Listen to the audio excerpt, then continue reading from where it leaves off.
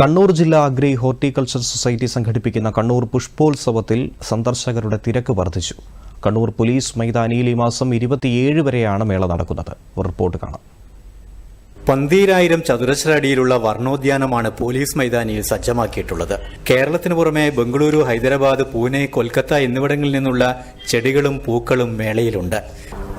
ഓരോ വർഷവും മികച്ച രീതിയിലാണ് ഈ പുഷ്പോത്സവം നടന്നുകൊണ്ടിരിക്കുന്നത്.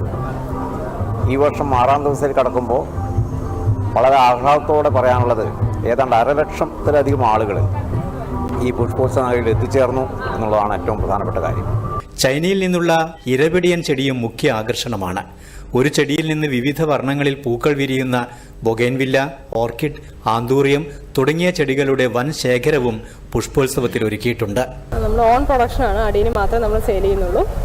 അപ്പോൾ അടീനെന്ന് കേൾക്കുമ്പോൾ സാധാരണ ബോൺസേ പ്ലാന്റ് ആണ്. നമുക്ക് ഒരു 10-30 വർഷമൊക്കെയുള്ള പ്ലാന്റുകളാണ് ഇവിടെ കൂടുതലുള്ളത്. അതിൻ്റെ 1.5 വർഷമായ പ്ലാന്റുകളാണ് നമ്മൾ സെയിൽ ചെയ്യുന്നത്. അതിൻ്റെ 2.5 വർഷമായ പ്ലാന്റുകളുണ്ട്, അതുപോലത്തെ നമ്മൾ സെയിൽ ചെയ്യുന്നുണ്ട്. അപ്പോൾ അത് കൂടുതലും വേനൽക്കാലമാണ് ഇതിന് ഏറ്റവും നല്ല പൂക്കളുണ്ടാകുന്ന സമയം വേനൽക്കാലമാണ്. നമുക്ക് വളർച്ചയിൽ നല്ല മാറ്റങ്ങൾ നമുക്ക് മനസ്സിലാകുന്നുണ്ട്. കാരണം ഇതിന് മുന്നേ നമ്മൾ പുളിപ്പിച്ച ചാണകവെള്ളം അങ്ങനെയുള്ള കാര്യങ്ങളൊക്കെയാണ് ഉപയോഗിച്ചുകൊണ്ടിരുന്നത്. ചോട്ടിലായിരുന്നു കൂടുതലും വളങ്ങൾ ചെയ്തുകൊണ്ടിരുന്നത്.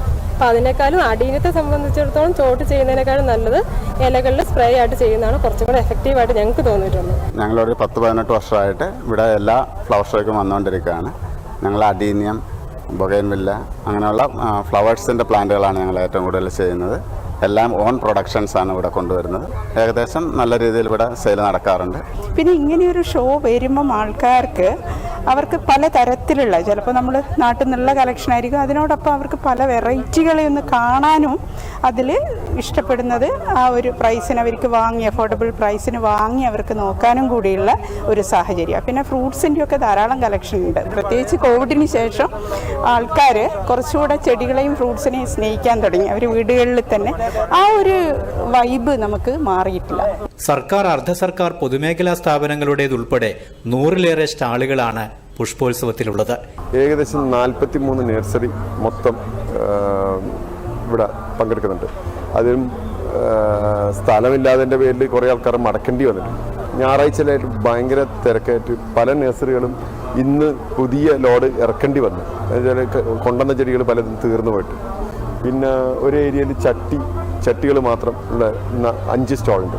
പിന്നെ ഗവൺമെൻറ് സ്റ്റോളുകളായിട്ട് ആറളം ഫാം, കരിമ്പം ഫാം അവരുണ്ട്. എന്നുവെച്ചാൽ നല്ല നടീൽ വസ്തുക്കൾ, വിശ്വസിച്ച് മേടിക്കാൻ പറ്റുന്ന നല്ല നടീൽ വസ്തുക്കൾ അവിടെ കിട്ടും. കണ്ണൂരിന്റെ രാപ്പകലുകളെ പൂക്കളുടെ വർണ്ണവിസ്മയത്താൽ പുളകിതമാക്കുകയാണ് കണ്ണൂർ പുഷ്പോത്സവം. ഈ മാസം 27 വരെ നടക്കുന്ന ഈ ഫ്ലവർ ഷോയിൽ ജില്ലയുടെ പല ഭാഗത്തു നിന്നും നിരവധി ആളുകളാണ് എത്തിക്കൊണ്ടിരിക്കുന്നത്. കണ്ണൂരിലെ ഫ്ലവർ ഷോ മൈതാനിയിൽ നിന്ന് cameraman KV രവീന്ദ്രനൊപ്പം KO Sasidharan, Doordarshan news.